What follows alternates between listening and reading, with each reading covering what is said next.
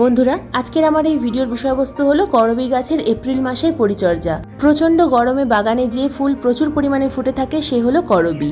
করবী ফুল কিন্তু বারে বারে ফোটে, একবার ফুটে যাওয়ার পর আবার গাছে প্রচুর পরিমাণে কুঁড়ি আসে।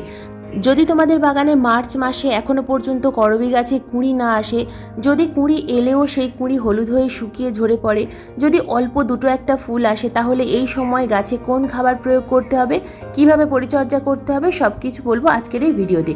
তাছাড়া যদি নার্সারি থেকে করবী গাছের ছোট চারা কিনে এনে থাকো, তাহলে কিভাবে মাটি তৈরি করে সেই ছোট চারাকে প্রতিস্থাপন করতে পারবে, কিভাবে প্রতিস্থাপন করলে গাছের খুব ভালো বৃদ্ধি হবে, সব কিছু ডিটেলসে বলবো আজকের এই ভিডিওতে। তাই আজকের এই ভিডিওটা কিন্তু একটু স্কিপ করে দেখো না বন্ধুরা, স্কিপ করে দেখলে অনেক কিছুই মিস করে ফেলবে। নমস্কার, আমি লাবণী, আমার বাগানে তোমাদের সবাইকে জানাই স্বাগত। বন্ধুরা, বাগানের পুরনো করবী গাছে খাবার প্রয়োগ করা দেখানোর আগে ছোট করবী গাছের চারা কিভাবে প্রতিস্থাপন করতে হবে সেটা আগে দেখিয়ে দেবো। কিভাবে মাটি তৈরি করতে হবে, কিভাবে মাটি তৈরি করলে গাছের প্রথম থেকেই খুব ভালো বৃদ্ধি হবে। গাছ প্রতিস্থাপন করার জন্য প্রথমেই নার্সারি থেকে একটা ভালো দেখে চারা আনতে হবে। যে গাছের মধ্যে ফুল ফুটে আছে সেই রকম, অথবা কুঁড়ি আছে দেখে এরকম গাছ কিনে আনতে হবে। ফুল দেখে আনলে ভালো হয়। তো গাছ আনার পর প্রথমেই আমাদেরকে টব নির্বাচন করতে হবে। গাছের সাইজ অনুযায়ী টব নির্বাচন করতে হবে। তো যেহেতু করবী গাছ বড় হয়, তাই 8 ইঞ্চি অথবা 10 ইঞ্চি সাইজের টব তোমরা নির্বাচন করবে। আমি যেহেতু মাটির টবে গাছ বসাই, কারণ মাটির টবে গাছ বসালে গাছ ভালো থাকে। তো প্রথমেই দেখো, ড্রেনেজ সিস্টেমটা ভালোভাবে তৈরি করতে হবে। একটা গাছ ভালোভাবে তৈরি করার জন্য ড্রেনেজ সিস্টেমটা কিন্তু আসল। মাটি এবং ড্রেনেজ সিস্টেম এই দুটো যদি ভুল হয়, তাহলে কিন্তু কোনো গাছ ভালো হবে না। গাছে আমরা যতই খাবার প্রয়োগ করি না কেন, সেই গাছ কিছুদিনের মধ্যেই মারা যাবে। ড্রেনেজ সিস্টেম তৈরি করার জন্য কয়েকটা ঢেউ খেলানো খোলামকুচি নিয়েছি এবং ড্রেনেজ হোলের মধ্যে রেখে দিয়েছি। ঢেউ খেলানো খোলামকুচি দেওয়ার পর আমাদেরকে কিন্তু সরাসরি মিডিয়া ভরলে হবে না, এর উপরে দিতে হবে আমাদেরকে কম্পোস্ট, বালি অথবা কোকোপিট। সরাসরি আমরা যদি মিডিয়া ভরে দিই তাহলে কিন্তু ড্রেনেজ হোলের মুখ বন্ধ হয়ে যাবে। যখনই আমরা জল প্রয়োগ করব সেই জলটা কিন্তু নিচের দিকে জমা হতে থাকবে, আর জল যদি টবের নিচে জমা হতে থাকে গাছের শিকড় পচে যাবে এবং সম্পূর্ণ গাছটা শুকিয়ে মারা যাবে। তো প্রথমে দেখো, ড্রেনেজ হোলটা আমি ভালোভাবে তৈরি করে নিলাম। এরপর আমি ড্রেনেজ হোলের ওপরে কিছুটা পরিমাণ কম্পোস্ট দিলাম। এরপর করবী গাছের জন্য তৈরি করতে হবে মিডিয়া হিসাবে আমি এখানে নিয়েছি 60% মাটি এবং 40% কম্পোস্ট। যেহেতু এই মাটিটা আমার শীতের বাগানের মাটি, তাই এই মাটির মধ্যে আমি কিন্তু আর বালি মেশালাম না। তোমরা চাইলে এখানে সামান্য পরিমাণ বালি মিশিয়ে নিতে পারো। তবে এর মধ্যে দিয়ে দিলাম আমি 2 মুঠো পরিমাণ নিমখোল। টবের সাইজ অনুযায়ী কিন্তু নিমখোল নিতে হবে। ছোট সাইজের টব হলে 1 মুঠো পরিমাণ নিমখোল নিতে হবে, বড় সাইজের টব হলে 2 মুঠো পরিমাণ নিমখোল নিতে হবে। তো এর মধ্যে দিয়ে দিলাম আমি ডিমের খোসার গুঁড়ো। তোমরা এখানে কিন্তু হাড়ের গুঁড়ো ব্যবহার করতে পারো। 1 মুঠো পরিমাণ ডিমের খোসাকে খুব ভালোভাবে গুঁড়ো করে নিয়েছি। তো এরপর দেখো, গাছটা যে গ্রো ব্যাগের মধ্যে আছে সেই গ্রো ব্যাগ থেকে খুব সাবধানে গাছটাকে বাইরে আনতে হবে। রুট বল ধোয়ার বা ভাঙার কোনো রকম প্রশ্ন নেই, যেহেতু এর মধ্যে কোনো নেটপট থাকে না, বা এর মাটিটা যেমনই হোক না কেন কোনো অসুবিধা হবে না। তো দেখো, এবার টবের নিচে বেশ কিছুটা পরিমাণ মিডিয়া আমি ভরে দেবো। মিডিয়া ভরে দেওয়ার পর ঠিক মিডিল বরাবর গাছটাকে প্রতিস্থাপন করতে হবে। তো মিডিয়া ভরে দেওয়ার পর হাত দিয়ে কিন্তু একটু চেপে চেপে ভরতে হবে। তো এরপর দেখো, আমি গাছটাকে ঠিক মিডিল বরাবর প্রতিস্থাপন করে দিলাম। সাইড থেকে বাদবাকি মাটি দিয়ে আমি কিন্তু টবটাকে ভর্তি করে দেবো। অতিরিক্ত মাটি কখনোই দেবে না। গাছে খাবার এবং জল দেওয়ার মতো জায়গা অবশ্যই রাখতে হবে। তো প্রতিস্থাপন করার সময় এই ছোট ছোট বিষয়গুলো মাথায় রাখলে গাছ কিন্তু সবসময় ভালো থাকে। মাটি যদি সঠিকভাবে তৈরি করা না হয়, যদি নিচের ড্রেনেজ সিস্টেম ভালোভাবে তৈরি করা না হয়, তাহলে কিন্তু গাছে যেমনই খাবার প্রয়োগ করো না কেন সেই গাছকে কিন্তু কখনোই বাঁচাতে পারবে না। তো দেখো, গাছ আমার প্রতিস্থাপন করা হয়ে গেছে। গাছ প্রতিস্থাপন করার পর সবসময় ভরপুর মাত্রায় জল প্রয়োগ করতে হয়। ভরপুর মাত্রায় জল প্রয়োগ করার পর লক্ষ্য করতে হয় যে ড্রেনেজ হোল দিয়ে জলটা বেরিয়ে যাচ্ছে কিনা। যদি দেখো যে ড্রেনেজ হোল দিয়ে জলটা বেরিয়ে যাচ্ছে, তাহলে বুঝতে হবে যে গাছটা তোমার বর্ষাকালেও ভালো থাকবে, সারা বছর ভালো থাকবে।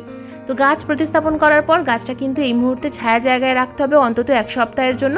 তারপর থেকে গাছটাকে কিন্তু তোমরা ফুল সানলাইটের মধ্যে রাখতে পারবে। গাছের মধ্যে যদি এরকম ফুলের স্টিক থাকে, তোমরা চাইলে ফুলের স্টিকটা কেটে দিতে পারো, অথবা ফুল ফুটে যাওয়ার পর ফুলের স্টিকটা কাটতে পারো।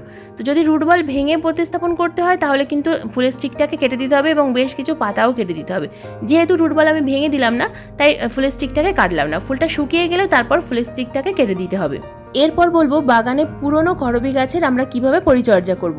বাগানের পুরনো করবী গাছে যে সমস্ত গাছে ফুল ফুটে আছে অথবা ফুল ফোটেনি, প্রত্যেকটা গাছকে কিন্তু ফুল সানলাইটের মধ্যে রাখতে হবে। যদি তোমরা এই গাছকে ব্যালকনিতে করতে চাও, তাহলে যেখানে অন্তত 5 থেকে 6 ঘন্টা ফুল সানলাইট আসে, প্রচুর পরিমাণে রোদ্দুর আসে, সেই রকম জায়গায় এই গাছকে রাখতে হবে। তবেই কিন্তু এই গাছে প্রচুর পরিমাণে ফুল আসবে। অন্ধকার জায়গায়, ছায়া জায়গায় এই গাছে কিন্তু একেবারেই ফুল আসে না। তো দেখো, নিচের দিকের থেকে যে ডালটা এসছে সেই ডালেও কিন্তু কিন্তু ফুল ফুটেছে। করবী ফুল বিভিন্ন ধরনের হয়, থোকা করবী, সিঙ্গেল করবী, তোমাদের যেমন পছন্দ নার্সারি থেকে সেই ধরনের গাছ কিনে এনে কিন্তু তোমরা প্রতিস্থাপন করতে পারো। যে কোনো করবী গাছেই কিন্তু প্রচুর পরিমাণে ফুল হয় মার্চ মাস থেকে। আমি ফেব্রুয়ারি মাসের শেষে অথবা মার্চ মাসের শুরুতে ভিডিও দিয়েছিলাম, তো সেই যে খাবার আমি প্রয়োগ করতে বলেছিলাম সেই খাবার প্রয়োগ করেই কিন্তু আমার গাছে প্রচুর পরিমাণে ফুল এসেছে। তো এই ফুল ফুটে যাওয়ার পর গাছের মধ্যে যে শুকিয়ে যাওয়া স্টিকগুলো থাকবে এই স্টিকগুলোকে কিন্তু কেটে দেবে। কখনোই এই শুকিয়ে যাওয়া স্টিকগুলোকে রাখবে না। এই শুকিয়ে যাওয়া স্টিকগুলোকে রেখে দিলে পরবর্তী সময়ে যে কুঁড়ি আসছে দেখো এই কুঁড়িগুলো কিন্তু সহজে আর আসবে না এবং ফুলের সাইজও ছোট হবে।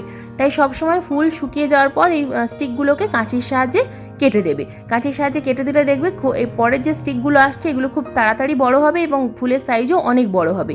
দেখো আমার গাছে যতগুলো ফুলের স্টিক ছিল শুকিয়ে যাওয়া ফুলের স্টিক প্রত্যেকটা কিন্তু আমি কেটে দিলাম। বন্ধুরা এরপরে আমাদের যে কাজটা করতে হবে, পুরনো করবী গাছের দেখো গোড়ায় প্রচুর পরিমাণে আগাছা হয়েছে। তো যেহেতু মার্চ মাসে আমি প্রথম দিকে খাবার দিয়েছিলাম তারপর কিন্তু আর কোনো রকম কোনো খাবার দেওয়া হয়নি, কারণ করবী গাছে খুব বেশি অতিরিক্ত খাবার প্রয়োগ করার প্রয়োজন হয় না। মাঝে মধ্যে আমি শুধুমাত্র কলার খোসা ভেজানো জল প্রয়োগ করেছি, 15 দিন অন্তর অন্তর, কখনো কখনো 10 দিন অন্তর অন্তর প্রয়োগ করেছি। আর প্রথমেই একবার আমি মিশ্র খাবার দিয়েছিলাম। তো আজকেরও এই ভিডিওতে আমি কিন্তু তোমাদেরকে মিশ্র খাবার প্রয়োগ করা দেখাবো। তো তার আগে দেখো গাছের গোড়ায় যে আগাছা আছে প্রত্যেকটা আগাছা কিন্তু আমি তুলে ফেলছি। গাছে কিন্তু কখনোই আগাছা রাখবে না। আগাছা থাকলে গাছে আমরা যে খাবারটা দেবো সেই খাবার আগাছাতেই খেয়ে নেবে, গাছ কিন্তু পর্যাপ্ত পরিমাণে খাবার আর গ্রহণ করতে পারবে না। তো দেখো আগাছাগুলোকে পরিষ্কার করে দেওয়ার পর নিড়ানির সাহায্যে আমি কিন্তু গাছের মাটি ভালোভাবে খুশে দিচ্ছি। তোমাদের গাছ টব যে কোনো টবে গাছ থাকুক না কেন প্রত্যেকটা টবের মাটি কিন্তু এইভাবে খুশে দেওয়ার চেষ্টা করবে। 15 দিন অন্তর অন্তর খুশে দিলে কিন্তু গাছের মাটি আলগা থাকলে গাছের বৃদ্ধি ভালো হয়। তো যে কারণে আমি প্রত্যেক ভিডিওতে তোমাদেরকে কিন্তু এই কথাটা বলে থাকি যে গাছের গোড়ার মাটি ভালোভাবে খুশে দেওয়ার চেষ্টা করবে। তো নিড়ানির সাহায্যে অথবা যে কোনো কিছুর সাহায্যে ভালোভাবে খুশে দিতে হবে। দেখো আমি যেভাবে মাটি তৈরি করা দেখালাম ওইভাবে মাটি তৈরি করলে কিন্তু মাটি এইরকম সবসময় ঝুরঝুরে থাকবে। তো যে কোনো ঝুরঝুরে মিডিয়াতে গাছের বৃদ্ধি সবসময় ভালো হয়। তো টবের সাইড বরাবর দেখো একটা কিনারা গ্যাপ তৈরি করে নিলাম। এই কিনারা বরাবর আমাদেরকে খাবারটা প্রয়োগ করতে হবে। রাসায়নিক খাবার অথবা অর্গ্যানিক খাবার যে কোনো খাবারই প্রয়োগ করো না কেন সবসময় টবের কিনারা বরাবর প্রয়োগ করার চেষ্টা করবে।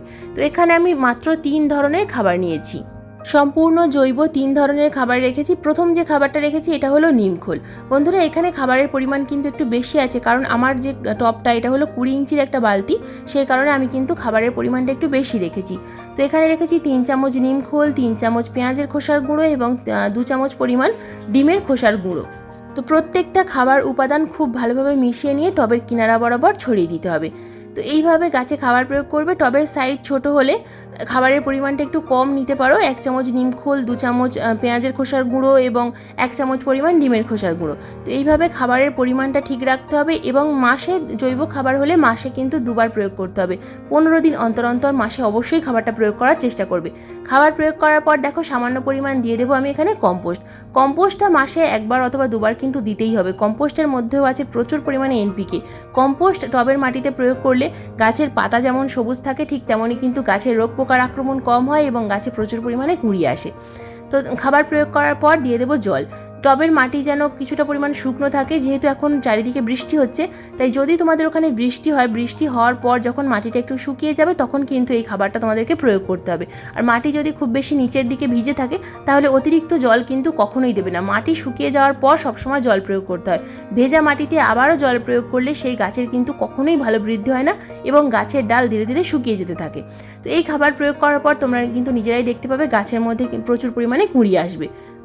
করবী গাছে খাবার প্রয়োগ করার পর আমাদেরকে যেটা করতে হবে, যে কোনো মাইক্রোনিউট্রিয়েন্টস গাছে অবশ্যই স্প্রে করতে হবে 15 দিন অন্তর অন্তর। তো তোমরা এখানে বায়োভিটা এক্স, অ্যাগ্রোমিন ম্যাক্স যে কোনো অনুখাদ্য গাছে অবশ্যই স্প্রে করার চেষ্টা করবে। বায়োভিটা এক্স লিকুইড হলে 1 লিটার জলে 2 ml, আর যদি ডাস্ট আকারে নাও তাহলে সেক্ষেত্রে 1 লিটার জলে 2 গ্রাম পরিমাণ। আর করবী গাছে খুব বেশি পোকামাকড়ের আক্রমণ হয় না, তবুও তোমরা মাঝে মধ্যে কিন্তু নিম তেল অবশ্যই স্প্রে করার চেষ্টা করবে, তাহলে কোনো রকম কোনো পোকামাকড়ের আক্রমণ হবে না। তো বন্ধুরা এই ছিল এপ্রিল মাসের করবী গাছের পরিচর্যার ভিডিও। আজকের এই ভিডিও তোমাদের কেমন লাগলো অবশ্যই কমেন্ট করে জানাবে। যদি ভিডিও সংক্রান্ত কোনো প্রশ্ন থাকে অবশ্যই কমেন্ট বক্সে কমেন্ট করবে, আমি যথাযথ উত্তর দেওয়ার চেষ্টা করব। আজকের এই ভিডিওটা যদি তোমাদের ভালো লেগে থাকে তো প্লিজ একটা লাইক করো, শেয়ার করো, হাইপ করো। চ্যানেলে নতুন বন্ধু হয়ে থাকলে চ্যানেলটাকে সাবস্ক্রাইব করে পাশে বেল আইকনটা প্রেস করে দিও এরকম নিত্য নতুন বাগান সংক্রান্ত ভিডিও দেখার জন্য। কারণ এইরকম নিত্য নতুন বাগান সংক্রান্ত ভিডিও আমি প্রতিদিন ঠিক সন্ধ্যা 4টার সময় আপলোড করি। ভিডিও আপলোড করার সঙ্গে সঙ্গে যখনই ভিডিও লাইভ হবে তোমাদের মোবাইল স্ক্রিনে অথবা কম্পিউটার স্ক্রিনে ভিডিও নোটিফিকেশন পৌঁছে যাবে। আজকের এই ভিডিওটা সম্পূর্ণ মনোযোগ দিয়ে দেখার জন্য তোমাদের সবাইকে জানাই অসংখ্য ধন্যবাদ।